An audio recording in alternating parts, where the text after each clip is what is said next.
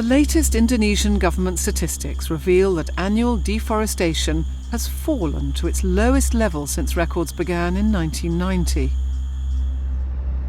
In 2019, 150,000 hectares of forest were destroyed, compared to a high of almost 1.1 million hectares in 2014. The government says this huge drop is due to the combined successes of its anti-deforestation policies. NGOs add that the falling price of palm oil and the global COVID crisis have also contributed to the low figure. Dengan perbaikan tata kelola di sektor kehutanan, hutan Indonesia bisa terlindungi dan livelihood atau penghidupan masyarakat yang bekerja di sektor kehutanan dan industri kayu itu bisa meningkat. Around Indonesia, many indigenous peoples strive to live, and in some cases reclaim their traditional lives and customs. Their environment and their lands are central to their traditional ways of life.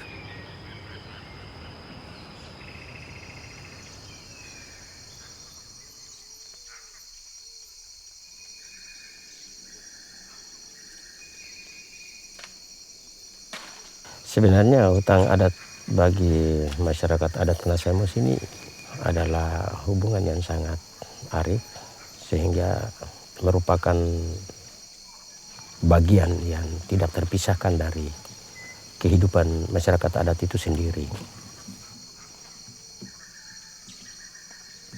Jadi ini kayak besinya. Nama saya Frederick Sagisolo. Tugas saya, jabatan saya Ketua Dewan Adat Kanasemus.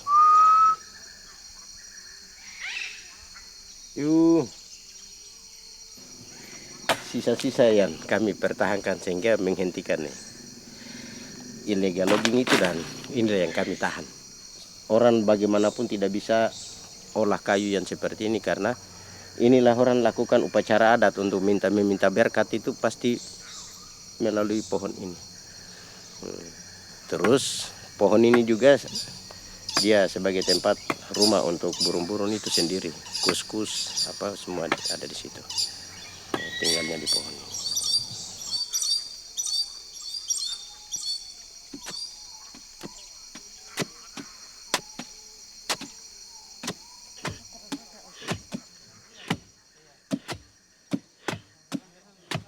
Tanah ini adalah mama, dia memberi kami makan.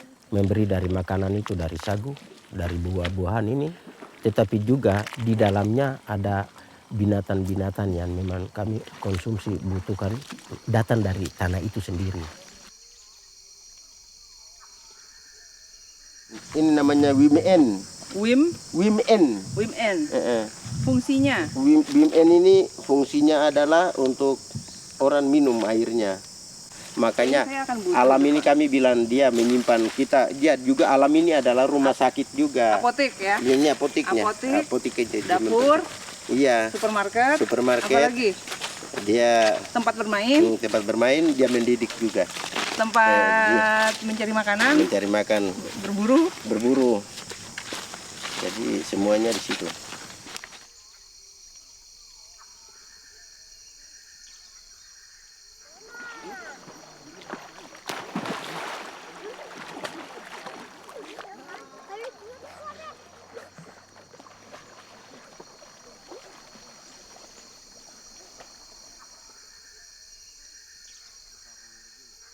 Memang waktu itu satu hal yang dibuat oleh teman-teman dari Iya Telapak itu, kami merasa merupakan pihak yang datang menyelamatkan kami sebenarnya.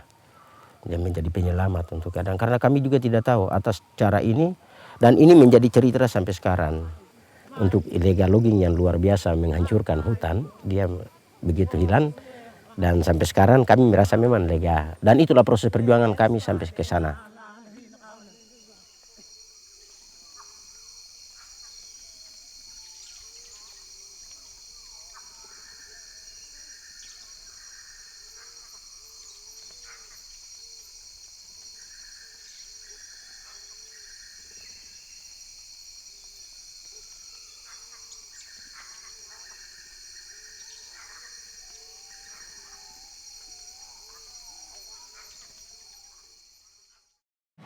Padahal sebetulnya pengakuan masyarakat adat termasuk wilayahnya dan hutan adatnya merupakan salah satu langkah kunci untuk bisa memastikan perlindungan terhadap hutan sendiri.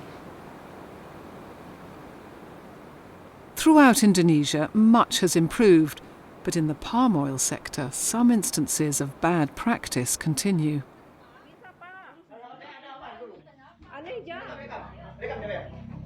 Aneh, Ja. Kenapa Pak yang dipaksa-paksa kayak gini, Pak? Apa masalahnya?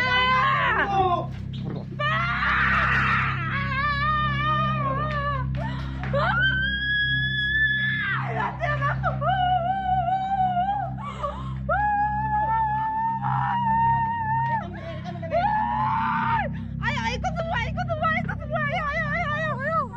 Nggak bisa. Bukan penjahat, Pak. Bapak, Saya berani pastikan ini memang cara perusahaan untuk membungkam kami. Membungkam kami sehingga kami jangan melakukan perlawanan. Artinya harus turuti kehendak mereka. Karena sebelumnya ada 4 orang teman saya yang sudah duluan ditangkap. Di kampung ini mana orang-orang yang tidak pro, mereka upayakan untuk dikriminalisasi, untuk membungkam perjuangan kami mempertahankan hutan adat ini.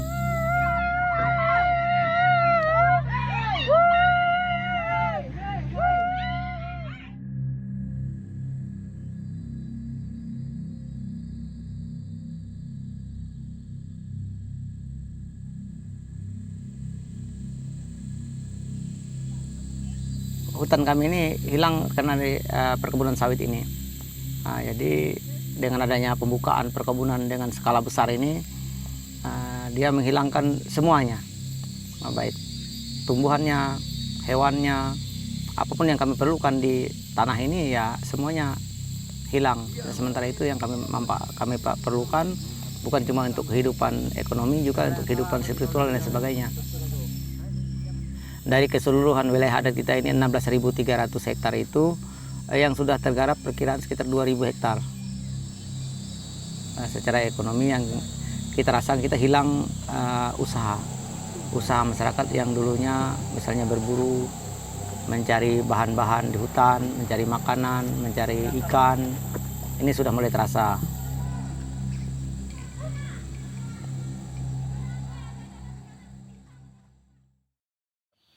Itu yang sayang sekali dan sedihnya justru akhir-akhir ini justru semakin banyak aktivis lingkungan atau aktivis hak masyarakat yang memperoleh intimidasi, ancaman, bahkan kekerasan, mengalami kekerasan baik secara fisik maupun secara hukum maupun secara media.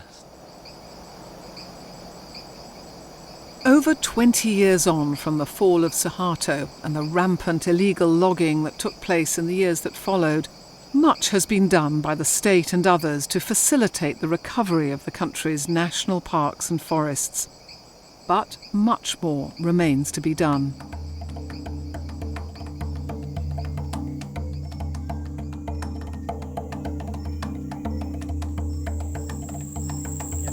Perkenalkan, nama saya Henry. Saya dari Kumai. Saya dulu itu nebang, habis ditebang itu kami bawa truk dan kami tarik pakai truk tadi. Yang jadi incaran itu ada beberapa jenis kayu seperti bengkirai, ramin, dan itu sangat mahal. Awalnya sih belum ada gendala-gendala yang seperti apa tuh, belum ada. Jadi kami terus terlena untuk penebangan pohon, apa itu mengakibatkan kerusakan hutan. Kami tidak berpikir seperti itu karena hanya itu yang bisa kami kerjakan.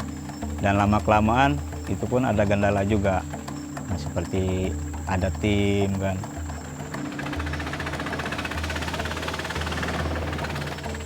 Dan pada tahun 2012 ada tawaran dari Pak Basuki, mantan manajer kami di FNPF. Dia ngajak gabung di FNPF. Kerjaannya menanam, melestarikan alam.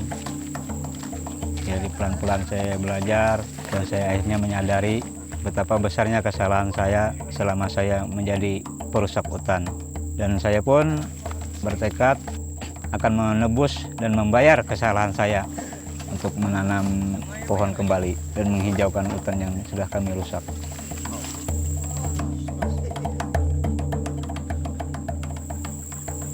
Dan kami akan menanam pohon kembali dan juga termasuk pohon-pohon buah-buahan yang bermanfaat untuk makan orang utan. Target penanaman kami tahun ini itu 1,5 juta pohon dan melanjut akan ke tahun 2025 itu 11,5 juta pohon yang akan kami tanam. Kalau pekerjaan saya yang dulu, kita bekerja tidak pernah tenang. Karena pekerjaan kita selalu dihantui.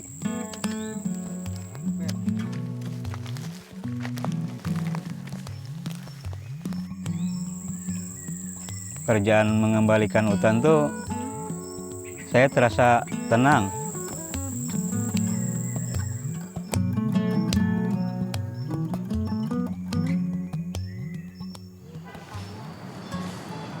Ya itu harus dikelola dengan cara-cara kelestarian yang diakui oleh para pihak yang memang secara umum ya itu diakui oleh para pihak, bukan oleh pemerintah semata atau pengusaha. Jadi kalau semua sudah mengakui, maka kita percaya masyarakat adat pun, pemerintah, pengusaha bisa melakukannya dengan lestari. Itu harus dibuat dan sudah ada sebetulnya. Brought together by a common aim,